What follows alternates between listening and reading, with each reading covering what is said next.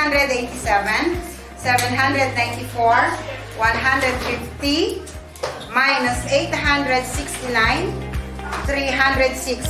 Answer. 1068. Okay, good.